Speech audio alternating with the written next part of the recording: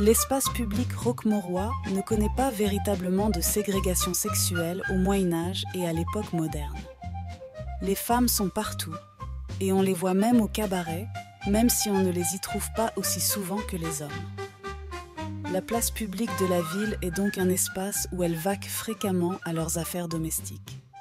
Elles font là leur marché, elles y achètent par exemple le poisson nécessaire lors du carême. Hors période quadragésimale, les femmes vont chez le boucher dont la boutique donne sur la place sous des arceaux. Le marché se déploie tous les vendredis et une foire s'y installe chaque année à la Saint-Roch, le 16 août, date autour de laquelle s'organise aujourd'hui la fête votive. L'année 1624 voit le marché renaître après quelques décennies. Les administrateurs de cette année-là accusant leurs prédécesseurs de n'avoir pas su inciter au commerce. Des mesures fortes sont prises. Il est question de contraindre tous les marchands, revendeurs, artisans et autres de porter à la vente de la marchandise le vendredi jusqu'à 16 h avec leur table. Les grangiers, c'est-à-dire les exploitants des fermes isolées, devront apporter leur bétail gros et menu. Les refusants seront taxés de 15 sols.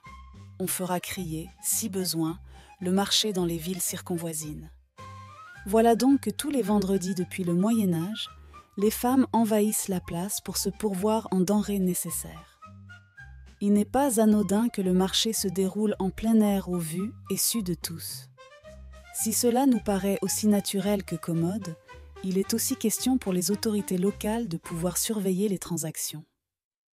Le marché est un lieu de transparence où les échanges doivent relever de la plus simple et première justice. Pour assurer les chalands de la justesse des échanges, il faut les assurer de la justesse des mesures utilisées par les commerçants. Un serrurier détient les matrices des récipients utilisés pour mesurer les denrées vendues aux femmes de la ville. En 1724, le serrurier qui fabrique les récipients comme les pots en est un décède. Il faut lui trouver aussitôt un successeur. On apprend au passage qu'il endossait cette charge depuis l'année 1676, soit depuis 52 ans. Cette longévité atteste d'une confiance renouvelée. Le 29 juillet 1767, des femmes se plaignent des boulangers qui vendent des pains à la pièce en déconnectant leur prix de leur poids. Cela constitue une innovation inadmissible. Alors que la boucherie est municipale et sans concurrence, cette dernière est forte dans le commerce des pains, car les boulangers doivent concourir avec des fourniers qui ne font que cuire le pain préparé à la maison, et les répétiers, revendeurs de pain généralement d'une qualité au mieux moyenne, alors que les boulangers font ce pain blanc dont on raffole, et qui prendra peu à peu la forme de nos gros pains et de nos baguettes traditionnelles.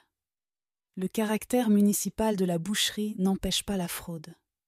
Il faut dire qu'elle est l'objet de ce que nous appellerions aujourd'hui une délégation de service public. En mai 1777, une plainte d'une ou plusieurs roquemoroises montre que la balance est positionnée de façon à gêner la vérification de la pesée. En 1757, Suzanne Bastide, femme de Guillaume Bourré, travailleur, décrit le coupeur de viande et explique. J'étais ce temps-là employé par les fermiers de la dîme pour apprêter à manger aux hommes employés à sa levée. Je suis alors allé chercher de la viande chez le boucher pour l'apporter à Madame Belon, qui l'a fait peser par sa domestique. Il manquait 2 livres. Je suis alors allé chercher Monsieur Jérôme Bourret, serrurier et vérificateur des poids de la ville, qui pesa la viande, et ne trouva que 17 livres. On apprend par d'autres témoins que le boucher refuse de vendre certains morceaux s'il n'a pas vendu toute la viande des carcasses en cours de découpe. Ce jour-là, il cherchait à tout prix à passer la partie terminale d'un animal. Mais personne n'a semblé envisager ce jour-là de faire une daube de queue de mouton, un plat traditionnel à cette époque. On comprend donc qu'une bonne ménagère, c'est d'abord une personne capable de ne pas se faire rouler dans la farine par des commerçants peu scrupuleux. Les scandales comme on dit alors, sont réguliers. Le mot même fait référence à une unité de mesure du vin.